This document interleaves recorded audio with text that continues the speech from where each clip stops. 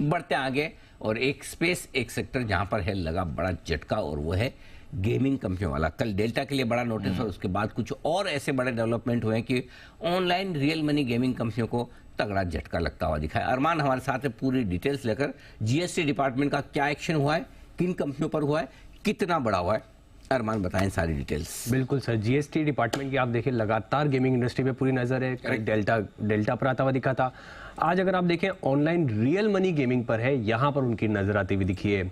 DGGI जो कि अगर आप देखें director general of goods and service tax intelligence है, उन्होंने ई गेमिंग कंपनियों के लिए 55,000 करोड़ तक का जो है टैक्स मांग जो है वो नोटिस भेजते हुए दिखे हैं। अब कुल मिला के 12 कंपनियां हैं जिनको ये जो प्री शो कॉस्ट नोटिस जो है वो गया है, जिसमें सबसे पहले अगर आप बात करें ड्रीम 11 को 25,000 करोड़ से ज्यादा का जीएसटी नोटिस दिया गया है। प्ले गेम्स 24/7 उनको 20,000 करोड़ का जो है जीएसटी नोटिस गया है। और आगे आने वाले समय में हफ्तों में ये भी बताया जा रहा है कि और नोटिस भी जो है वो भेजे जाएंगे, और 100 से ज्यादा कंपनियों को जो है यहाँ पर जीएसटी नोटिस भेजे जो है जा सकते हैं।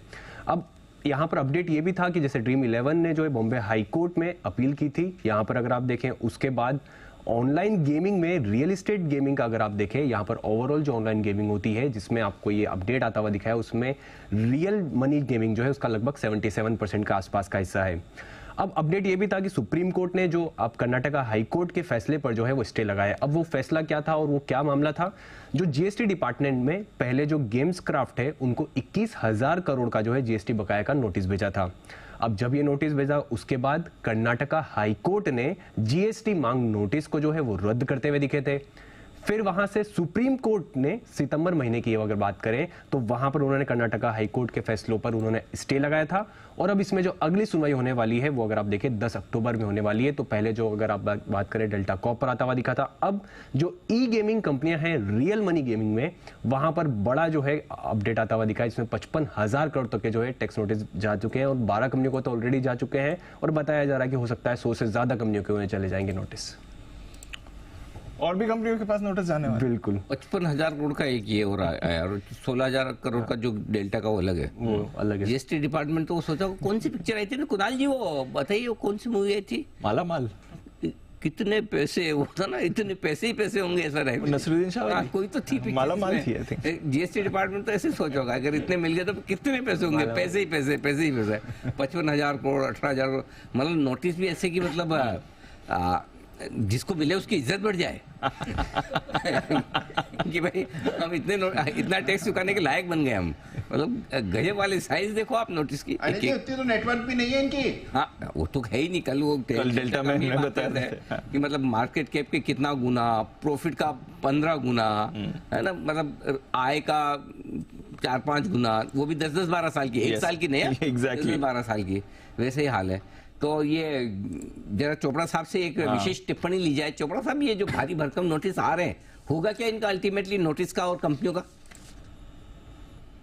सर मुझे लगता है कंपनीज इसको कॉन्टेस्ट करेंगी इतनी आसानी से तो इतना पैसा ना कंपनियां दे पाएंगी, पर नो डाउट जिस तरीके का नकेल कसा गया है कंपनियों के ऊपर, मुझे लगता है कि कईयों की तो एग्जिस्टेंस ही खत्म हो जाएगी जिस तरीके के नोटिस आए हैं। और किसी भी सरकार के लिए या किसी भी तंत्र के लिए, सिस्टम के लिए ये ठीक नहीं है कि जड़ से ही कंपनियां खत्म हो जाएं, क्योंकि वो इतना टैक्स आउट को कहां से झेलेंगे। तो एक रेजोल्यूशन प्लान होना चाहिए मेरे हिसाब से, और ये चीजें आर्बिट्रेशन में भी प्रोबेबली जाएंगी, और डिस्कशन होगा उस पर कि अगर आप उस कंपनी को जीवित तो रखें, ऐसा थोड़ी है कि उसके बैलेंस शीट से सारा पैसा निकाल लेंगे जो उसके पास है भी नहीं। शायद कईयों कंपनी पे, कितनी कंपनीज पे इतना कैश नहीं, तो वो कर्जा लेके टैक्स तो नहीं भरेंगी, जाहिर बात है। और इसका कोई रेजोल्यूशन प्लान बनना चाहिए ताकि सांप भी मर जाए, लाठी भी ना टूटे, और सरकार के पास टैक्स भी पहुंच जाए। तो कहीं मुझे लगता है बीच का रास्ता कोई निकाला जाएगा, अदरवाइज अगर नहीं निकाला गया तो मुझे बहुत दुख होगा, क्योंकि वो कंपनियां ही खत्म हो जाएंगी। बिल्कुल देखते हैं क्या होगा इनका, बट फिलहाल डेल्टा कॉप ने कल बड़ा इम्पैक्ट ले लिया, आज संभला हुआ है, सुबह से सुस्त बना हुआ है, बट कल ऑलमोस्ट 20% गिरने के बाद आज फॉलो ऑन सेलिंग नहीं आई है। बट नजर रखिए इस स्पेस पर, चिंता तो बनी हुई है इस समय कि आगे क्या होने वाला है यहाँ पर। डेल्टा का एक चार्ट चेक ले लिया जाए, 140 पर आज सुबह से कंसोलिडेट भी काउंटर कर रहा है। सुदीप जी जरा एक बार डेल्टा कॉप का चार्ट देखें सर, जरा राय दें अपनी। जी, अगर हम डेल्टा कॉर्प का अगर चार्ट देखें तो ये स्टॉक ऑलरेडी एक लॉन्ग टर्म डाउन ट्रेंड में आ ही गया है।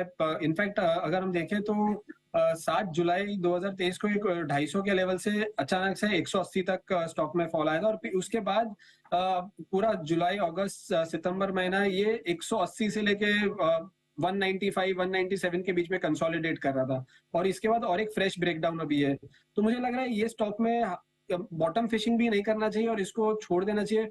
अगर किसी के पास लॉन्ग टर्म के पर्सपेक्टिव से भी लिया था तो भी आई वुड बी मुझे यही लग रहा है कि यहाँ से इससे बहुत बेहतरीन अपॉर्चुनिटीज हमें मिल सकती है, तो इसमें से एग्जिट कर लेना चाहिए और बॉटम फिशिंग तो करना ही नहीं चाहिए।